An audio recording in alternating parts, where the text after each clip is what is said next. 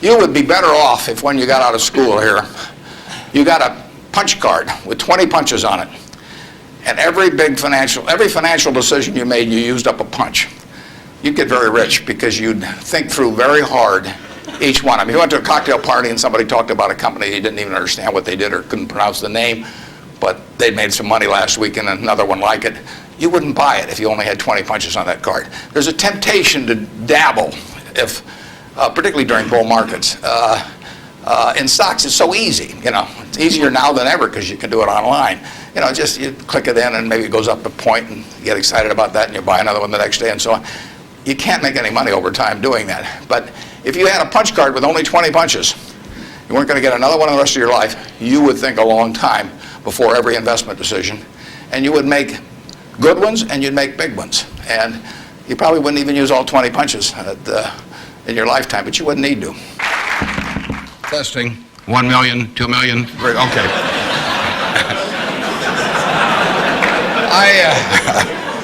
I came in from Nebraska today, and you're probably all familiar with us mainly by our football team. We have those fellows with the big white helmets with those red N's on them. I asked one of our starters the other day, what's the N stand for? And he said, knowledge. We make it tough on them, though. I mean, you don't coast through Nebraska just because you're a football player. They major in agricultural economics, and there's a two-question final for all of the players. And first question is, what did old MacDonald have? And they were giving that to one of our potential Heisman Trophy winners the other day, and he started to sweat. Finally, he brightened up. He said, farm. Professor, delighted, of course. You don't want to flunk a Heisman candidate. So he said, you're halfway home. He said, just one more question. How do you spell farm? Now the guy really starts to sweat. He looks at the ceiling and he looks around. Finally, his face brightens up and he says, E-I-E-I-O. So watch for that guy this year. He'll be dynamite. I really want to talk about what's on your mind, so we're going to do a Q&A in a minute. There are a couple questions I always get asked. People always say, well, who should I go to work for when I get out? And I've got a very simple answer. We may elaborate more on this as we go along, but the real thing to do is to get going for some institution or individual that you admire. I mean, it's crazy to take in-between jobs just because they look good on your resume or because you get a little higher starting pay. I was up at Harvard a while back, and a very nice young guy picked me up at the airport, Harvard Business School attendee, and he said, I went to undergrad here, and then I worked for X and Y and Z, and now I've come here. And he said, I thought it would really round up my resume perfectly if I went to work now for a big management consulting firm. And I said, well, is that what you want to do? And he said, no, but he said, that's the perfect resume. And I said, well, when are you going to start doing what you like? And he said, well, I'll get to that someday. And I said, well, your plan sounds to me a lot like saving up sex for your old age. It just doesn't make a lot of sense. I told that same group, I said, go to work for whomever you admire the most. And I said, you can't get a bad result. You'll jump out of bed in the morning and you'll be having fun. And the dean called me up a couple of weeks later. He said, what'd you tell those kids? He said, they're all becoming self-employed. So you've got to temper that advice a little bit. Play one game a little bit with me for just a minute, and then we'll get to your questions. I'd like for the moment to have you have you pretend I've made you a great offer, and I've told you that you could pick any one of your classmates, and you now know each other probably pretty well after being here for a while. You'd have 24 hours to think it over, and you can pick any one of your classmates, and you get 10% of their earnings for the rest of their lives. And I ask you what goes through your mind in determining which one of those you would pick. You can't pick the one with the richest father. That doesn't count. I mean, you've got to do this on merit. But you probably wouldn't pick the person that gets the highest grades in the class. I mean, there's nothing wrong with getting the highest grades in the class, but that isn't going to be the quality that sets apart a big winner from the rest of the pack. Think about who you would pick and why. And I think you'll find when you get through, you'll pick some individual. You've all got the ability. You wouldn't be here otherwise. And you've all got the energy. I mean, you've got, the initiative is here. The intelligence is here throughout the class. But some of you are going to be bigger winners than others. And it gets down to a bunch of qualities that, interestingly enough, are self-made. I mean, it's not how tall you are. It's not whether you can kick a football 60 yards. It's not whether you can run the 100-yard dash in 10 seconds. It's not whether you're the best-looking person in the room. It's a whole bunch of qualities that really come out of Ben Franklin or the Boy Scout code or whatever it may be. I mean, it's integrity, it's honesty, it's generosity, it's being willing to do more than your share. It's just all those qualities that are self-selected. And then if you look on the other side of the ledger, because there's always a catch to these, free gifts and genie jokes. So you also have to, and this is the fun part, you also have to sell short one of your classmates and pay 10% of what they do. So who do you think is going to do the worst in the class? This is way more fun. And think about it again. And again, it isn't the person with the lowest grades or anything of the sort. It's the person who just doesn't shape up in the character department. I mean, we look for three things when we hire people. We look for intelligence, we look for initiative or energy, and we look for integrity. And if they don't have the latter, the first two will kill you. Because if you're going to get somebody without integrity, you want them lazy and dumb. I mean, you don't want them smart and energetic. So it's that third quality, but everything about that quality is your choice. You can't change the way you are wired much, but you can change a lot of what you do with that wiring. And it's the habits that you generate now on those qualities, or those negative qualities. I mean, the person who always, claims credit for things they didn't do, that always cuts corners, that you can't count on. I mean, in the end, those are habit patterns. And the time to form the right habits is when you're your age. I mean, it doesn't do me much good to get golf lessons now. If I'd gotten golf lessons when I was your age, I might be a decent golfer. But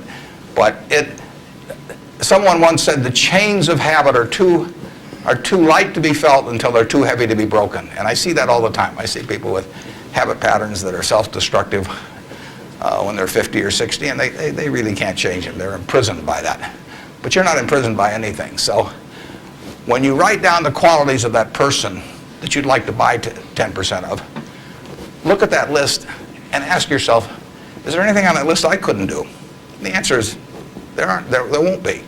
And when you look at the person you sell short and you look at those qualities that you don't like, if you see any of those in yourself, egotism, whatever it may be, selfishness, you can get rid of that. I mean, that is not ordained. And if you follow that, and Ben Franklin did this, and my old boss Ben Graham did this at early ages in their young teens. Ben Graham looked around and he said, who do I admire? And he wanted to be admired himself, and he said, why do I admire these other people? And he said, if I admire them for these reasons, maybe other people will admire me if I behave in a similar manner. And he decided what kind of a person he wanted to be. And if you follow that, at the end, you'll be the person you want to buy 10% of. I mean, that's the goal in the end. And it's something that's achievable by everybody in this room. So that's the end of the sermon. Now let's talk about what's on your mind. And hey guys, if you're enjoying this Warren Buffett video, then I have a special treat for you. As a thank you for supporting this channel, I have put together an exclusive investing checklist that summarizes the investment strategy of legendary investor Warren Buffett. You can get it for completely free at the link in the description and pinned comment of this video. I've spent hundreds of hours combing through Buffett's interviews and writings to put this checklist together for you guys. If you want to continue learning how to make money in the stock market like Warren Buffett, make sure to get your free copy because it summarizes Buffett's investment strategy in a clear, easy to understand way. Again, thanks for supporting the channel. It means the world to me, and this is my small way of repaying you. Now let's get back to the video. You can ask anything. The only thing I won't tell you is what we're buying or selling or about. I don't even tell myself that. I mean, I write it down, and then it's like the Coca-Cola formula. There's only two people can get into the trust department and find out what they are, and I don't know who the two are. So we don't talk about what we're buying or selling, but anything else is fair game. Personal, business, anything you'd like to talk about. And actually, the tougher the questions are, the more interesting it is for me. So don't spare my feelings. I mean, just throw it at my head. And with that, let's, I guess we've got a microphone. Is this the only microphone, or is there one on? This is the only microphone Okay. right here. To ask a question, you'll need to come down to this microphone. Just stand in line, and I'll be Regis Philbin, and you can. Yes. I have an old-fashioned belief that I should expect to make money in things that I understand. And when I say understand, I don't mean understand, what the product does or anything like that. I mean understand what the economics of the business are likely to look like 10 years from now or 20 years from now. I know, in general, what the economics of, say, Wrigley chewing gum will look like 10 years from now. The internet isn't going to change the way people chew gum. It isn't going to change which gum they chew. If you own the chewing gum market in a big way, and you've got Double Mint and Spearmint and Juicy Fruit, those brands will be there 10 years from now. So I can't pinpoint exactly what the numbers are going to look like on Wrigley, but I'm not going to be way off if I try to look forward on something like that.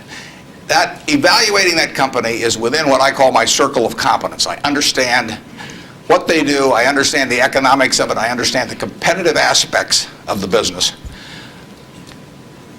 There can be all kinds of companies that have wonderful futures, but I don't know which ones they are.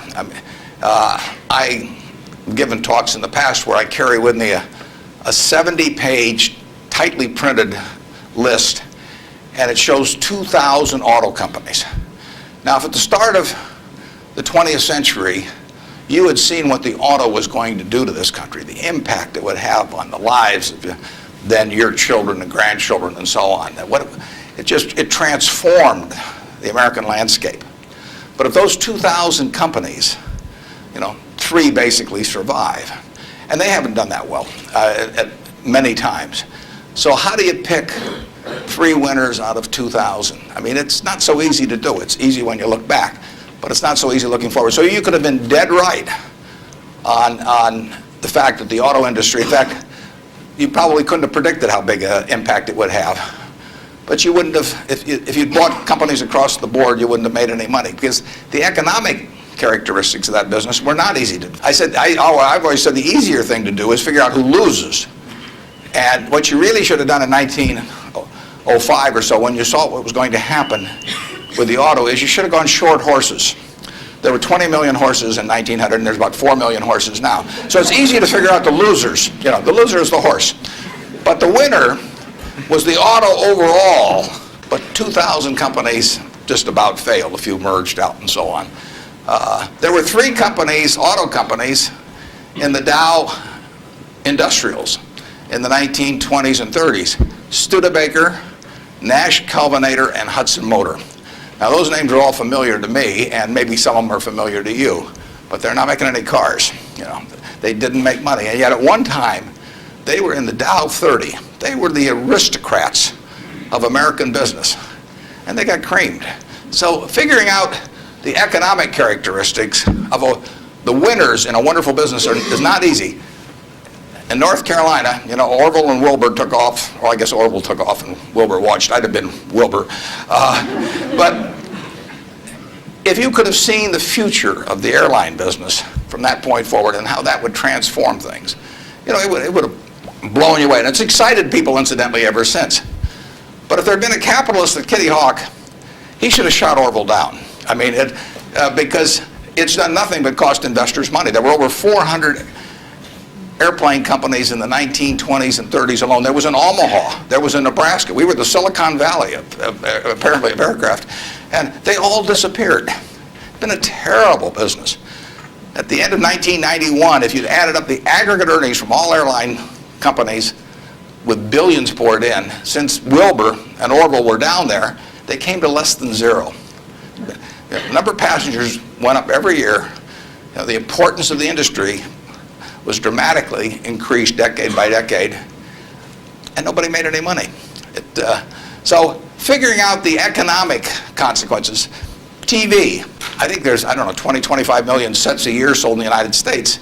I don't think there's one of them made in the United States anymore. I mean, You'd say TV set manufacturer, what a wonderful business. I mean, everybody, nobody had a TV in 1950, or thereabouts, 45 to 50. Everybody has multiple sets now, but nobody in the United States has made any real money making the sets. They're all out of business. The Magnavoxes, the RCAs, all of those companies. Radio was the equivalent of over 500 companies making radios in the 1920s. Again, I don't think there's a U.S. radio manufacturer at the present time. But Coca-Cola, what was it, 1884 at Jacobs Pharmacy or whatever, the fellow comes up with something. A lot of copiers over the years, but now you've got a company that is selling roughly 1.1 billion 8-ounce servings of its product, not all Coke, Sprite, and some others, daily throughout the world 117 years later. So understanding the economic characteristics of a business is different than predicting the fact that an industry is going to do wonderfully. And so when I look at the internet businesses, or I look at tech businesses, I say this is a marvelous thing, and I love to play around on the computer, and I order my books from Amazon and all kinds of things, but I don't know who's going to win. And unless I know who's going to win, I'm not interested in investing. I'll just play around on the computer. And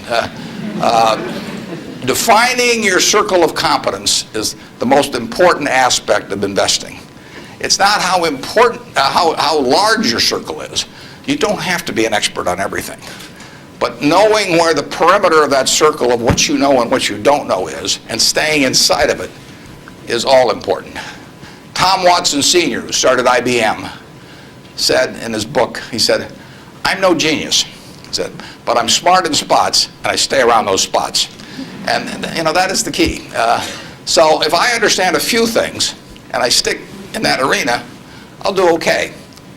And if I don't understand something, but I get all excited about it because my neighbors are talking about it, and the stocks are going up and everything, I start fooling around someplace else, eventually I'll get creamed, and I should. So now let's go over here. Hello, Mr. Buffett. I got two short questions. One is, how do you find intrinsic value in a company?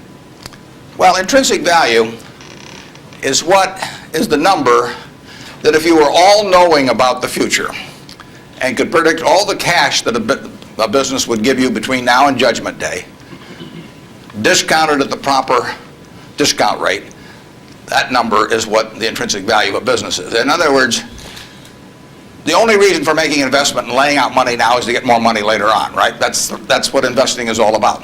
Now, when you look at a bond, so it means the United States government bond, it's very easy to tell how much you're going to get back.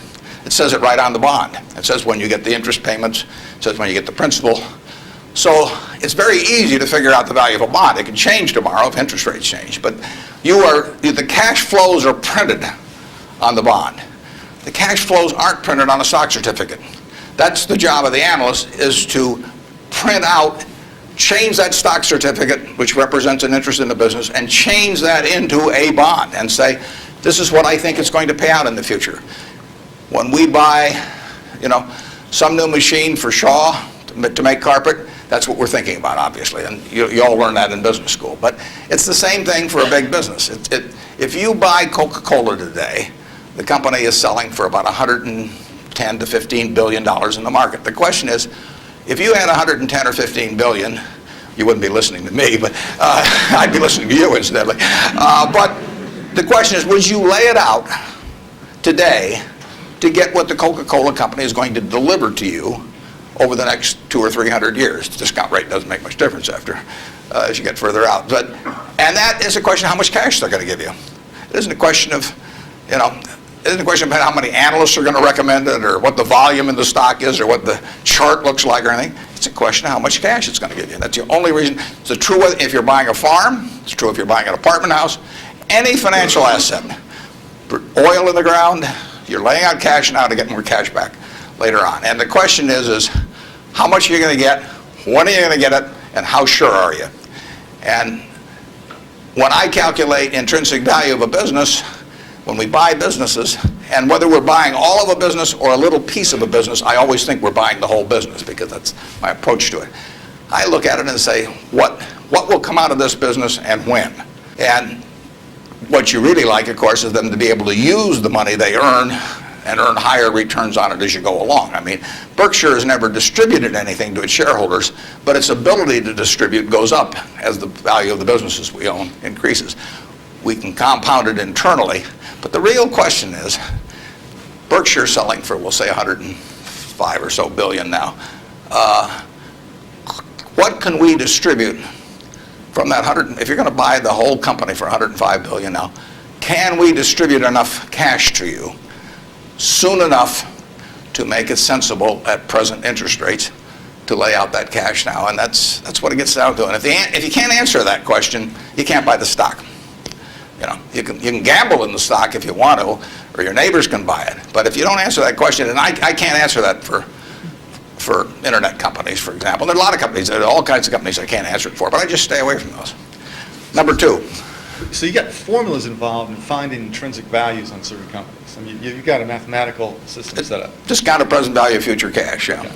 Second short question is, why haven't you written down your set of formulas or your strategies in written form so you can share it with everyone else? Well, I think I actually have written about that. If you read the annual reports over the recent years, in fact, the most recent annual report, I use what I've just been talking about. I use the illustration of Aesop. Because here Aesop was in 600 BC. Smart man. Wasn't smart enough to know it was 600 BC, though. I mean, would take a little foresight. But Aesop, you know, in between tortoises and hares and all these other things, he found time to write about, you know, birds. And he said, a bird in the hand is worth two in the bush. Now, that isn't quite complete, because the question is, how sure are you that there are two in the bush? And how long do you have to wait to get them out? Now, he probably knew that, but he just didn't have time because he had all these other proverbs to write and had to get on with it. But he was halfway there in 600 BC. That's all there is to investing, is how many birds are in the bush, when are you going to get them out, and how sure are you? Now, if interest rates are 15%, roughly, you've got to get two birds out of the bush in 5 years to equal the bird in the hand. But if interest rates are 3%, and you can get two birds out in 20 years, it still makes sense to give up the bird in the hand, because it all gets back to discounting against an interest rate. Problem is, often you don't know, not only how many birds are in the bush, but in the case of the internet companies, there weren't any birds in the bush. But they still take the bird that you give them if in the hand. But I actually have written about this sort of thing, and stealing heavily from Aesop, who wrote it some 2,600 years ago, but I've been behind on my reading. Yeah. Good morning. I know you're famed for your success, but I was curious if there were any particular moments in your life that, or mistakes or failures that you've made that were particularly memorable, what you may have learned from them, and if you had any particular advice for the students here in dealing with discouraging circumstances. Yeah, I've made a lot of mistakes. Biggest mistake, well, not the biggest, necessarily the biggest, but buying Berkshire Hathaway itself was a mistake, because Berkshire was a lousy textile business, and I bought it very cheap. I'd been taught by Ben Graham to buy things on a quantitative basis. Look around for things that are cheap. And that I was taught that, we'll say in 1949 or 50. It made a big impression on me. So I went around looking for what I call used cigar butts of stocks. And the cigar butt approach to buying stocks is that you walk down the street and you're looking around for cigar butts, and you find this, on the street, this terrible looking, soggy, ugly looking cigar, one puff left in it. But you pick it up and you get your one puff. Disgusting, you throw it away, but it's free. I mean, it's cheap. And then you look around for another soggy, one puff cigarette. Well, that's what I did for years. It's a mistake. Although you can make money doing it, but you can't make it with big money. It's so much easier just to buy wonderful businesses. So now I would rather buy a wonderful business at a fair price than a fair business at a wonderful price. But in those days, I was buying cheap stocks. And Berkshire was selling below its working capital per share. You got the plants for nothing, you got the machinery for nothing, you got the inventory and receivables at a discount. It was cheap. So I bought it. And 20 years later, I was still running a lousy business, and that money did not compound. You really want to be in a wonderful business, because the time is the friend of the wonderful business. You keep compounding, it keeps doing more business, and you keep making more money. Time is the enemy of the lousy business. I could have sold Berkshire, perhaps liquidated it, and made a quick little profit, one puff. But staying with those kind of businesses is a big mistake. So you might say I learned something out of that mistake, and I would have been way better off taking what I did with Berkshire is I kept buying better businesses. I started an insurance business, See's Candy, the Buffalo, all kinds of things. I would have been way better doing that with a brand new little entity that I'd set up rather than using Berkshire as the platform. Now I've had a lot of fun out of it. I mean, everything in life seems to turn out for the better, so I don't have any complaints about that, but it was a dumb thing to do. I went into U.S. Air.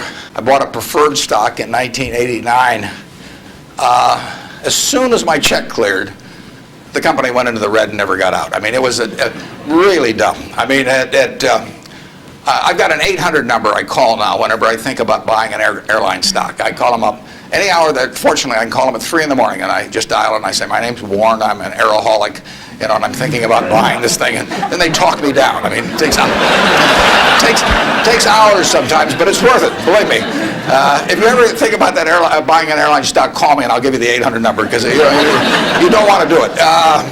But we got lucky in terms of how we eventually came out on it. But it was a dumb decision, all mine. And I've done biggest in terms of opportunity cost, eventual costs. I bought half interest in a Sinclair filling station when I was about 20 with a guy I was in the National Guard with, and I had about $10,000 then, and I put $2,000 in, and I lost it all. So that was 20%, and that means that the opportunity cost is now $6 billion of that filling station, which is a big price to pay for, getting to wipe a few windows and a few windshields and things like that. So actually I like it when Berkshire goes down because it reduced the cost of that mistake on an opportunity cost. But the biggest mistakes we've made by far, I've made, not we've made, biggest mistakes I've made by far are mistakes of omission and not commission. I mean, it's the things I knew enough to do, they were within my circle of competence, and I was sucking my thumb. And that is really, those are the ones that hurt. They don't show up anyplace. I probably cost Berkshire at least $5 billion, for example, by sucking my thumb 20 years ago or close to it when Fannie Mae was having some troubles, and we could have bought the whole company for practically nothing. And I don't worry about that if it's Microsoft because I don't know it. Because Microsoft isn't in my circle of competence. And so I don't have any reason to think I'm entitled to make money out of Microsoft or out of cocoa beans or whatever. But I did know enough to understand Fannie Mae, and I blew it. And that never shows up under conventional accounting. But I know the cost of it. I passed it up. And those are the big mistakes. And I've had plenty of them. And unless I tell you about them in the annual report, and I resist the temptation sometimes, unless I tell you about them in the annual report, you're not going to know it because it doesn't show up under conventional accounting. But omission is way bigger than commission. There's big opportunities in life have to be seized. We don't do very many things, but when we get the chance to do something that's right and big, we've got to do it. And even to do it in a small scale is just as big a mistake almost as not doing it at all. I mean, you've really got to grab them when they come, because you're not going to get 500 great opportunities. You would be better off if when you got out of school here, you got a punch card with 20 punches on it, and every financial decision you made, you used up a punch. You'd get very rich because you'd think through very hard each one. I mean, you went to a cocktail party and somebody talked about a company you didn't even understand what they did or couldn't pronounce the name, but they made some money last week and another one like it. You wouldn't buy it if you only had 20 punches on that card. There's a temptation to dabble, particularly during bull markets. In stocks, it's so easy. It's easier now than ever because you can do it online. Just you click it in and maybe it goes up a point and you get excited about that and you buy another one the next day and so on. You can't make any money over time doing that. But if you had a punch card with only 20 punches, you weren't going to get another one the rest of your life, you would think a long time before every investment decision. And you would make good ones and you'd make big ones. And you probably wouldn't even use all 20 punches in your lifetime, but you wouldn't need to. Yep. Mr. Buffett, good morning. In your comments about making mistakes and errors like that, can you talk a little bit about your sell discipline when you're in a position and you feel like it's no longer good? What criteria to use when you just finally abandon it? Yeah, when I started out, the self situation has changed over the years, because when I started out, I had way more ideas than money. I mean, I would go through Moody's manual. I went through it page by page, and then I went through it again page by page. And I found stocks in there that I could understand that were selling at like 2 times earnings, even 1 times earnings. Well, when you only have $10,000, that can get a little frustrating. And if you don't like to borrow money, which I'd never liked to borrow money. So I was always coming up with more ideas than I had money. So I had to sell whatever I liked least to buy something new that just was compelling to me. And for a long time, I was in that mode. And now our problem is we have more money than ideas. So if you look at our annual report, which is on the internet at our homepage, BerkshireHathaway.com, you'll see something in the back called the Economic Principles of Berkshire. And you will see, which I believe in setting out for my partners. They are my partners. I don't look at them as shareholders. I look at them as partners. They're going to be my partners for life. So I want to tell them how I think. And if they don't agree with the way I think, that's fine. But I don't want them to be disappointed in me. So I lay out there and I say, in terms of our wholly owned businesses, we're not going to sell no matter how much anybody offers us for them. I mean, if somebody offers us 3 times what something is worth, See's Candy, the Buffalo News, Borsheim's, whatever it may be, we're not going to sell it. I may be wrong in having that approach. I know I'm not wrong if I owned 100% of Berkshire, because that's the way I want to live my life. I've got all the money I could possibly need. It just amounts to a change in the newspaper story on my obituary and the amount of money that the foundation has. And to break off relationships with people I like and people that have joined me because they think it's a permanent home, to do that simply because somebody waves a big check at me would be like selling one of my children because somebody waved a big check. So I won't do that. And I want to tell my partners I won't do it so that they're not disappointed in me. More and more with certain stocks, we've got that approach. Now, if we were chronically short of funds and had all kinds of opportunities coming, we might have a somewhat different approach. But our inclination is not to sell things unless we get really discouraged perhaps with the management, or we think the economic characteristics of the business change in a big way. I mean, and that happens. So, but we're not going to sell simply because it looks too high, in all likelihood. I mean, you can't make that 100%, but that's the principle under which we're operating. We're generating right now $5 billion of cash a year at least. So it's $100 million every week. And just not, we've been talking here half an hour and I haven't done a damn thing. It's, the real question is, how do you put it out intelligently? And if we were selling things, it'd be just that much more. So there may come a time when that would change. But we want to, and I have shareholders, partners, who would say, if you can get 3 times what See's Candy's worth, why don't you sell it? And that's why I want to be sure before they come in, they know how I think on that. I mean, they're entitled to know that. You really think for a minute, if you're going to get married, and you want a marriage that's going to last, not necessarily the happiest marriage, or one that Martha Stewart will talk about or anything, but you want a marriage that's going to last. What quality do you look for in a spouse? One quality. Do you look for brains? Do you look for humor? Do you look for character? Do you look for beauty? No. You look for low expectations. I mean, that is the marriage that's going to last. Both have low expectations. I mean, and I want my partners to be on the low side on expectations coming in, because I want the marriage to last. It's a financial marriage when they join me at Berkshire, and I don't want them to think I'm going to do things that I'm not going to do. So that's our guiding principle. The advice is all free, and your marital advice, everything else. Next. Good morning. Mr. Buffett, I have a question regarding evaluation of the soundness of investment. In recent years, it appears that the use of tax sheltering in corporation is increasing, and such, reputable companies like UPS and others are involved in court battles over shelters with IRS. And as we know, most of these transactions are fairly artificial, but yet there is a profit there. From the investor perspective, do you think it's beneficial for investor that the company that they invest are involved in those shelters? And if so, do you think it would be helpful if those transactions are disclosed in statements, meaning the notes to statements? I'm not sure I got that 100%. George, could you?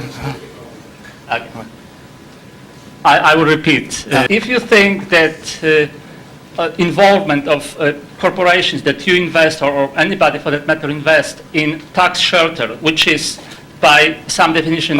Tax shelters? Right. I've never used one. You know, No, I'm not Yeah. saying so. I'm asking if you know that a corporation is involved in such activity that is beneficial in short term.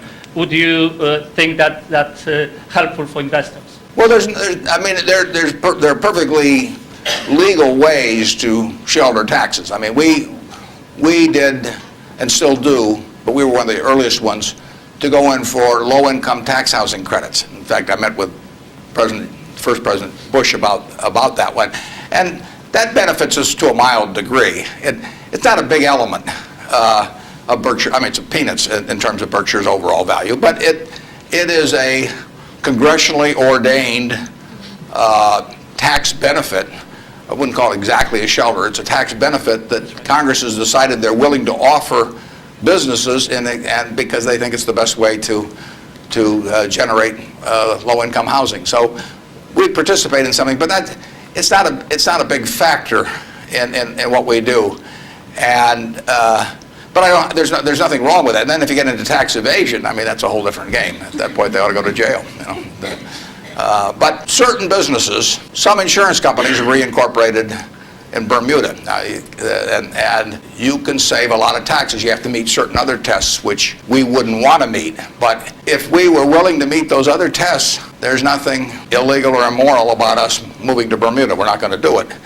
And but if the restrictions weren't there, I mean, the tax code is the rule book, and you follow the rule book. I think some of the things people do in terms of bending that rule book get very close to fraud, and sometimes cross the line into fraud, and when they do, I think they ought to be prosecuted. But that's another game. And incidentally, there has been more pushing on that, I would say, in the last 5 years, and certainly was my experience earlier. And there are more. I think now it's diminished in the last year or two, but a couple years ago there was some very aggressive marketing by some of the auditing firms, and of these, even with percentage shares of the gain to be paid to the auditors. And I think that those things got fairly dubious, and particularly when they shopped for legal opinions, you know, so that if you got caught doing these things, you can say, well, I was relying on this legal opinion, and therefore I shouldn't go to jail, but just pay the back taxes. So I don't know of anything we're associated with that has done that, but obviously if they push too far, we don't want to be there. Yep. I was curious, with the large number of people you now have with tremendous amounts of wealth, what do you think of the current state of philanthropy? Well, I'll be out this week. Actually, I'm going to a Coca-Cola meeting, and I'm flying out to Seattle and talking to the United Way group out there. Seattle United Way raises more per capita, I believe, than any United Way in the country. And Bill Gates will be there. We're talking jointly.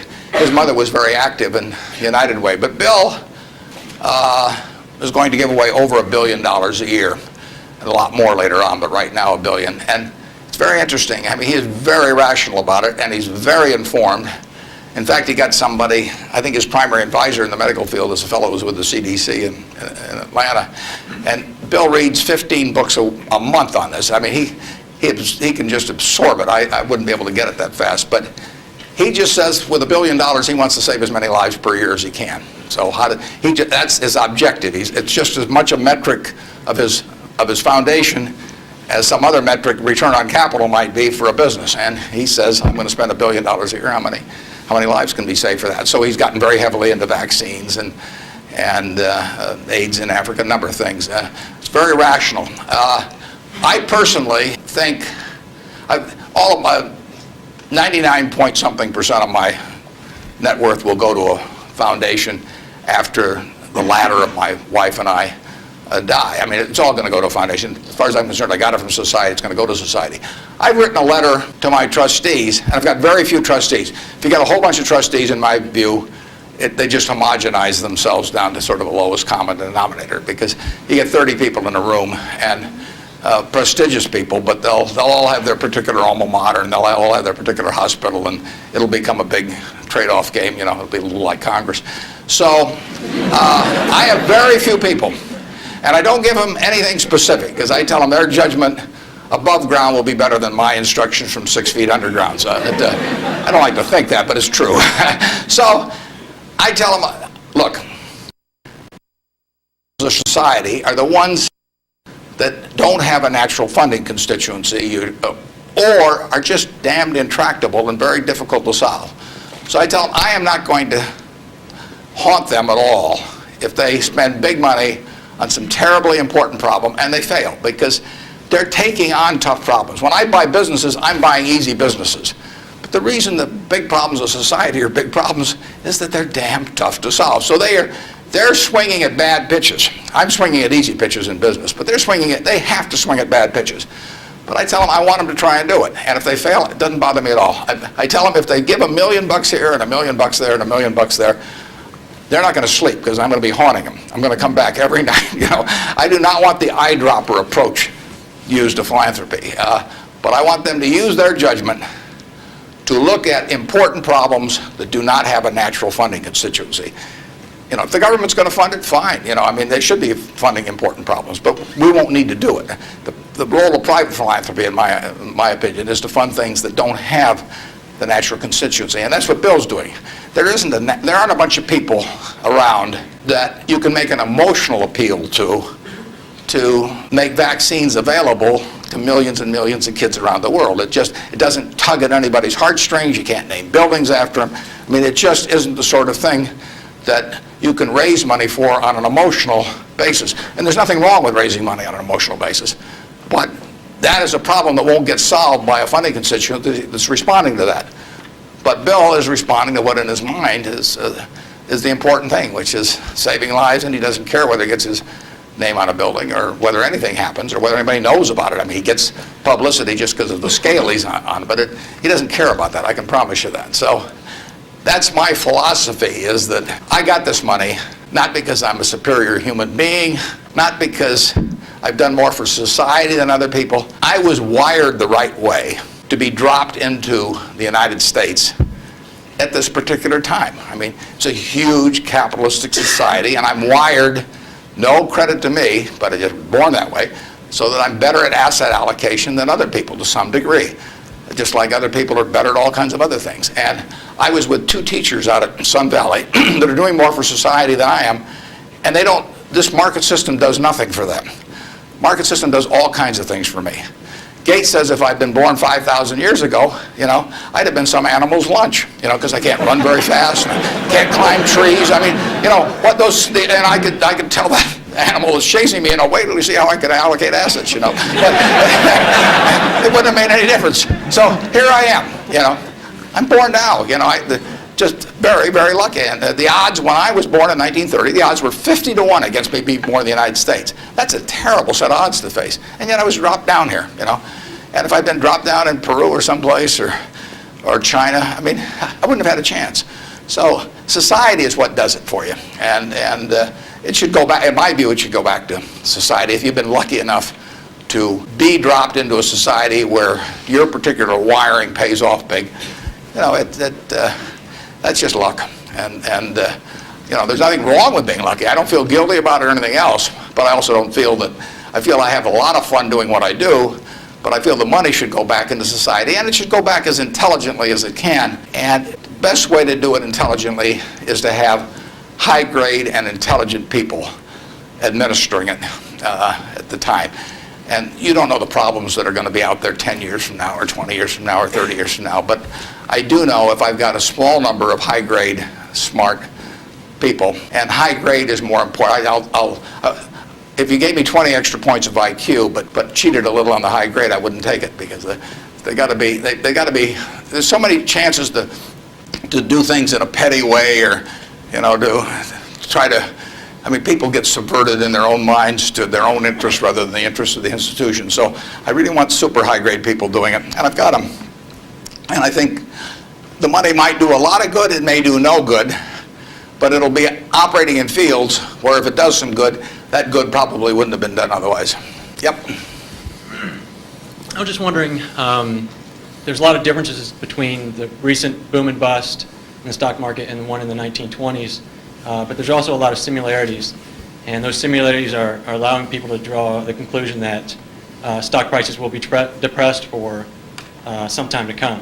Where do you disagree and agree with that conclusion? Well, the whole century is quite interesting. If you take the 20th century, it was an unbelievable century for the United States.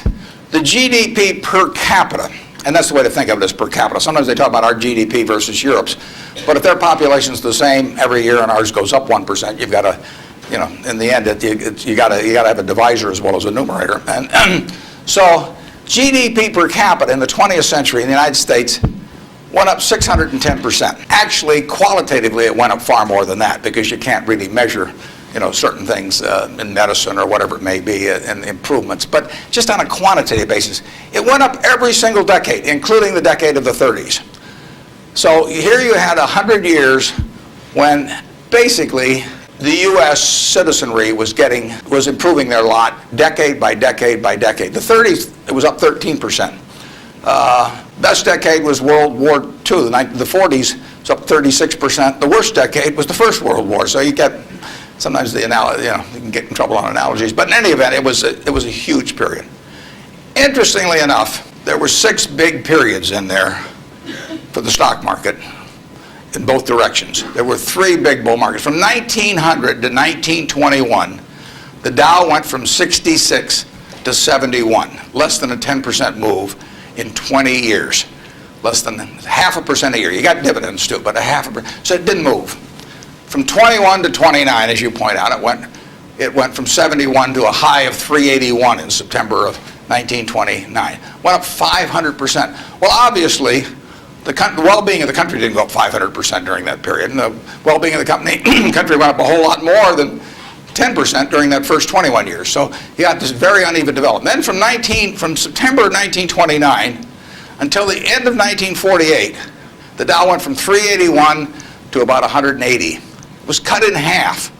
And that was 18 long years. And yet the per capita GDP was moving right up during this whole period. So the economy was doing fine. From 48 to 65, the Dow went again from about 180 up to close to 1,000. Again, 5 for 1, which was far outstripping it. From 65 to 81, the Dow went down, literally. Well, again, per capita GDP. And then we've had this last period where it's gone up terrifically. If you take the whole 100 years, it went up 180 for 1. Every $1,000 became 180,000. But 43 and 3/4 years were those 3 big, huge bull markets, and 56 and 1/4 years were periods of stagnation, all in an economy that was doing fine, year after year after year.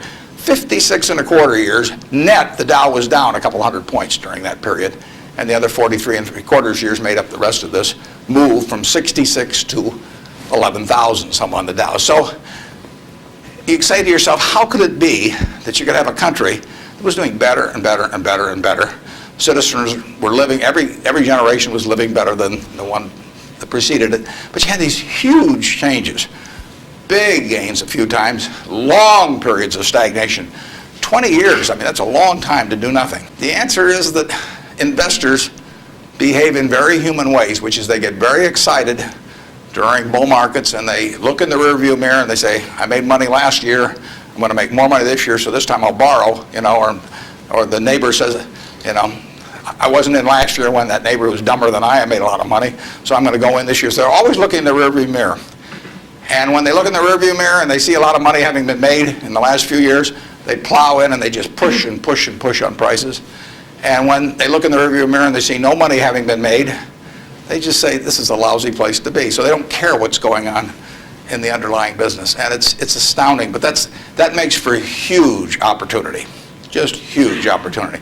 I've lived through roughly half, in an investing sense, about half that period. And I've had that long period of stagnation from 48, from 65 to 82, 17 years. I wrote an article for Forbes in 1979. I just said, how can this be? Pension funds in 1970 put 100 and some % of their new money in stock because they were wild about stocks. Then they got a lot cheaper, and they put a record low in, 9% of their net new money in 1978 when stocks were way cheaper. People behave very peculiarly in terms of the reactions because they they're human beings, and they get excited when others get excited. They get greedy when others get greedy. They get fearful when others get fearful, and they'll continue to do so. And you will see things you won't believe in your lifetime, and securities markets. And the country will do very well over time, but you will see these huge waves. And if you can stay objective throughout that, if you can detach yourself temperamentally from the crowd, you get very rich. And you won't have to be very bright. I mean, I'm sure you are, but it doesn't take brains. It takes temperament. It takes the ability to sit there and look at something. When I started out in 1950, I would go through and find things at 2 times earnings, and they were perfectly decent businesses, and people wanted jobs at those companies, and everybody knew they were going to be around, and they wouldn't buy them at 2 times earnings, and that's when interest rates were 2.5%. I started selling securities when I was 21, and a Kansas City life insurance company happened to be a fairly prominent company in Omaha, and the policies they sold you, if you were buying life insurance from them, had a built-in assumption of 2% interest. The stock of Kansas City Life was selling at less than 3 times earnings. You were getting 35% if you bought the stock. No question about the soundness of the company. I went to the local agent. I figured, hell, I ought to be able to sell him a few shares of stock. I mean, the guy ought to understand it. I mean, he's got his whole life invested in this company. I went to the local agent who'd been with him for 20 years, and his name was Moose. And I said, Mr. Moose, I said, you're selling these policies with 2%. You may even have a few members of your own family, and you can buy into this company whose paycheck you depend on every month, and whose future your beneficiaries of these life policies depend on, and who you're selling them, a 2% investment on, and you can get 35% on your money. He said, stocks aren't any good. And I couldn't sell you, I was a lousy salesman. I mean, well, you have to start with that, but it just blew me away. It blew me away. I thought, sometimes I used to wonder if I was nuts, but those things, the same thing happened. I mean, in 1964, the Dow closed at 864. At the end of 1981, 17 years later, it closed at 865. It moved 1 point in 17 years. Now, that's not a big move. And that, you can't believe how discouraged people were during that period. But, people were living better. So things can go on a long time that don't make sense. But they do come to an end. I mean, the internet thing, you had these companies selling for many billions of dollars that had practically no prospects of making any money. That's a bubble. But Herb Stein one time said, anything that can't go on forever will end. Now that seems pretty, but think about that. And particularly think about it next time you're trying to do something just because the stock's gone up a whole lot, and your neighbors made money or something. You've got to be, you just have to sit and think objectively and think about, would I buy this whole business? If it's an internet company that's got 100 million shares out and selling at 100, that's $10 billion. Is it worth $10 billion? If it's worth $10 billion, it's got to be able to give you, 700 or 800 million next year. And if it doesn't give you 700 or 800 million next year, it has to give you maybe 10% more than that the year after and continue to. There aren't a lot of businesses that can do that. And people just go crazy. And of course, it's fun. I mean, it's like that sign they put in brokerage offices that says, avoid hangovers, stay drunk. It's just so much fun to keep playing. But you got to do sensible things to get good results. Yeah. Next. Well, we got 3 people standing there, so let's do the 3 that are standing there. Okay. Good morning, sir. Hi. Hi. I was wondering what your opinion is of the Federal Reserve and their actions taken recently. Do you feel they've done enough to boost the economy?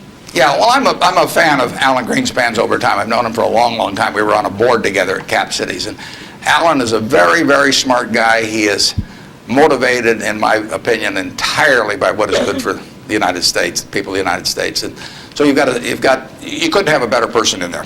And the problem he may have is that because his tenure in office has been associated with this incredible bull market, that even though he wouldn't have claimed credit for it, that people might associate it because of the importance of the Fed generally. They might associate with him, so they may, if things don't work out so well, they may blame him as well. But I think his policy has generally been very good. You have to understand one thing about the Fed is that it's not as powerful as the mystique would make it. Its brake is better than its gas pedal. When the Fed wants to put on the brakes, we go through the windshield. I mean, the economy just, they can put on the brakes. Paul Volcker did it. He broke inflation by doing it. But I mean, when he put on the brakes in that period around 1980, I mean, people hated him. He was crucified for it, but it was the right thing to do. And he could do it. He did it all by himself. And and it was the only way, because of the momentum that inflation was generating. It was the only thing it was what was needed then. Enormously unpopular. It's much harder for a Greenspan to put on the brakes because nobody wants him to put on the brakes, plus he's so visible. But he's put them on sort of gradually. But stepping on the gas pedal, he does not necessarily get the same result. It may help, but there are 1,000 other variables operating. And as you see in Japan, you can get down to 0 interest rates and you can't stimulate anything. So it isn't like the Japanese haven't read the same books we've read about economics. I mean, they've read Keynes and they've read the whole thing. So we're not smarter than they are. We don't have any secrets they don't have, but they don't know how to get their economy going. And, their GDP there has been gone no place, in the last 5 years, and there's still problems around. So easy money doesn't solve everything, but Greenspan could very well get blamed for the fact that he hasn't solved everything, and it's just not in his power to solve it. He can help in various ways, but I don't think you could have anybody better, and I think he's done the right thing to this point, but the right thing may not be quite as effective as people may hope that it would be. In economics, you always want to ask, and then what? You'll read in the paper, well, what happens if the Japanese start selling our government bonds, or what happens if they dump the dollar? They can't dump the dollar. There's no way to dump dollars. You can, or at least dollar assets, because if the Japanese want to sell our government bonds, if they sell them to us, they get a time deposit or a demand deposit at Citi, or they still own a dollar asset. If they sell them to the French, they may get some assets from the French, but now the French have it. I mean, the only way you can reduce foreign investment in the United States is to change it around so they're consuming more than we're consuming from them. I mean, when we buy a television set from Japan, if we buy more television sets from them than they buy equivalent consumables from us, the exchange, what balances things is we give them some investment type asset, whether it's cash or a U.S. government bond or our stocks or our movie studios or our real estate or different things. And the only way that reverses is when we start running a trade surplus, which we're miles away from. So logically, if you read classic economics, you would believe that our currency would have been weaker over the recent years, and that it would be weak now. But there are other things operating, and that's one of the problems about economics, is there's never just one variable. There's usually hundreds of variables, and they operate with different impact at different times. I mean, it's not like a physics formula. I mean, I guess it would be if you got into the Heisenberg principle or something like that. But the formula has a lot of the same variables year after year, but the relative importance of those variables and how they interact with each other is never exactly the same, and that's what we find out, the Japanese find out, everybody finds out. And foreign currency, or the value of our dollar and currency rates are defying what you would expect based on history.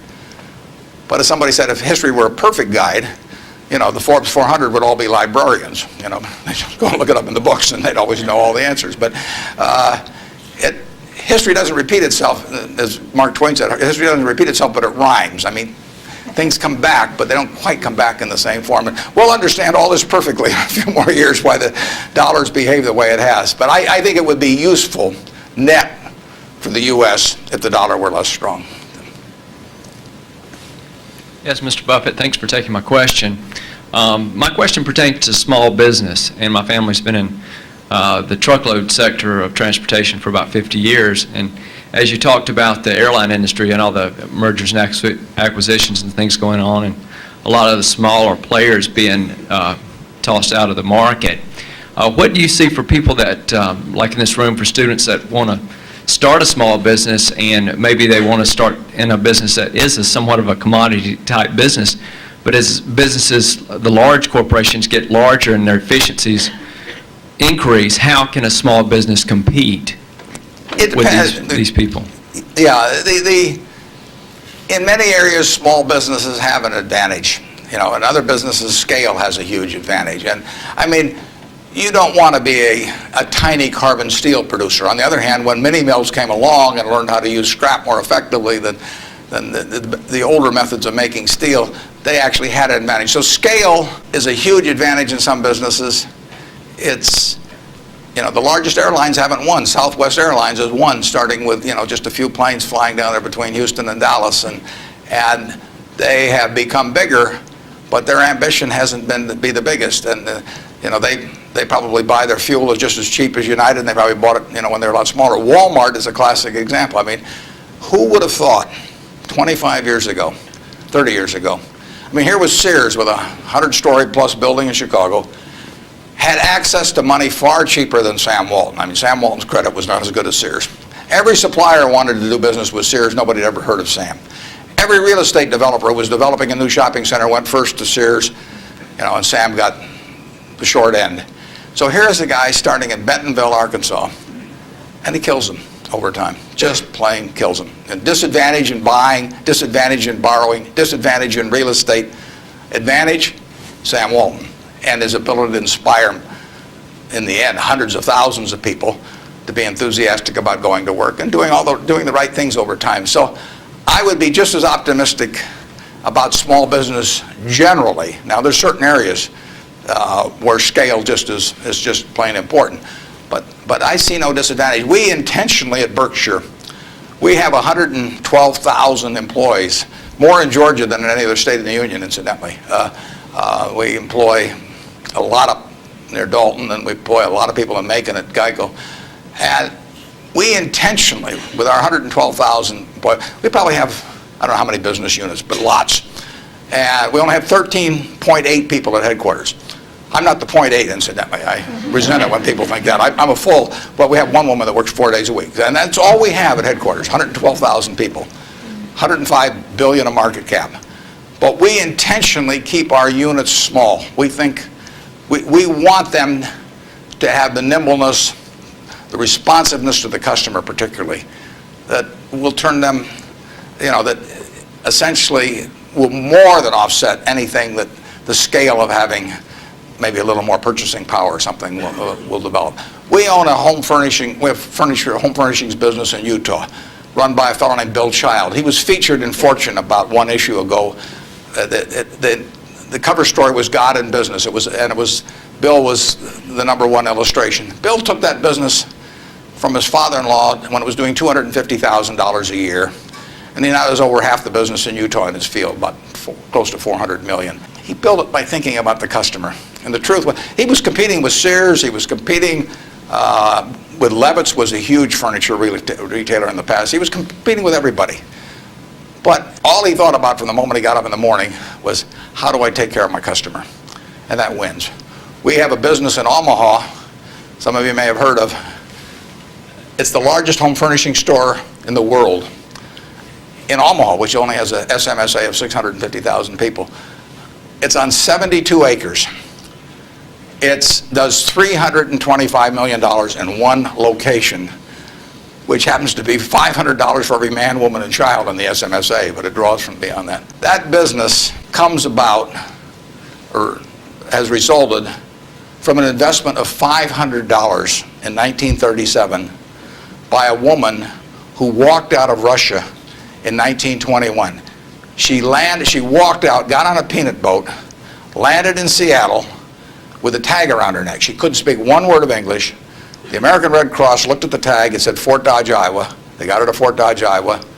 She couldn't pick up the language. She was there 2 years. She said she felt like a dummy.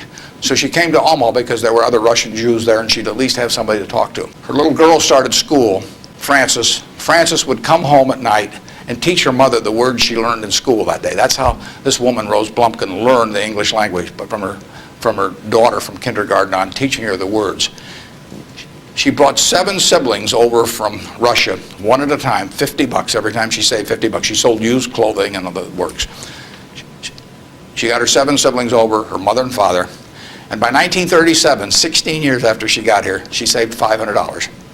She got on a train, went to Chicago, to the American Furniture Mart, which was this huge, impressive thing. She was smart as hell, but she thought like a peasant in a way, and she saw this building and she decided to name her company the Nebraska Furniture Mart. She went in and bought $500 worth of, she bought about $2,000 worth of merchandise. All the way back to Omaha, she worried because she thought, I owe $1,500, and she only had a $500 equity. So she got to Omaha. She took the bed, the sofa, the refrigerator out of her own home to sell fast so she could get the money so she could pay on time.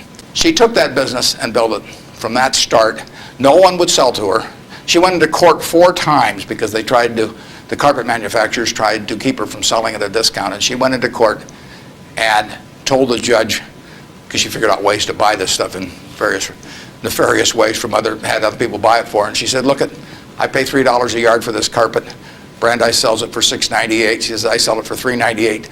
Just tell me, Judge, how much you want me to rob people. She defended herself. Papers wrote it up. The judge bought carpet from her the next day. I mean, it was marvelous. Brandeis isn't selling anymore. They were the huge department store in Omaha. She put everybody out of business. And the punchline, she worked till she was 103. She sold me the business when she was 89. And she didn't have an audit. I went out to see her one afternoon. I took a check out with me because I knew she wanted to do something. And I said, Mrs. B, here's the money. I said, I don't need an audit. Just tell me whether you owe any money. She said, I've never owed any money since I owed those guys back in 1937. And she said, it's all free and clear. She'd never seen a balance sheet. She didn't know what accounting terms meant, but she understood the nature of the business. And I told her, I said, I'd rather have your word, than an audit from every one of the big 6 or big 8 or whatever there were, the number at the time of the top auditing firms. And she worked till she was 103. She died at 104. She had 3 siblings at her funeral. I mean, those are some genes. Her son works there now. He's 82 or 3, and the 3 sisters are all alive. But the punchline is, she couldn't read or write. This woman could not read or write. If you told her this room was 68 feet by 43, she would tell you how many square yards it was like that. She never went to school a day in her life. She would tell you how much that was at $5.98 a yard. She'd add the tax. She'd knock off something because she liked your looks, and that would be it. And that is that you can't beat that, and you can't replicate that at General Motors. You can't institutionalize that. The person who brings that kind of drive to a business and does it day after day and thinks about their customer, and that's all she did. She raised 4 kids in the process too, but you can't. It can't miss. And no, you don't have to worry if you're an entrepreneur. In most fields, there's some fields where you can't do it because there are scale aspects to it. But in most fields, you'll kill people. Bob Shaw did that with Shaw. Nobody ever heard of Shaw in carpet 30 years ago, and he's got 40% of the carpet business in the country. So it's a great field of opportunity out there, and I don't know about trucking specifically, but I wish you the best on it. And you won't be at a disadvantage in many fields if you're small, and you'll actually have an advantage. George, thank you.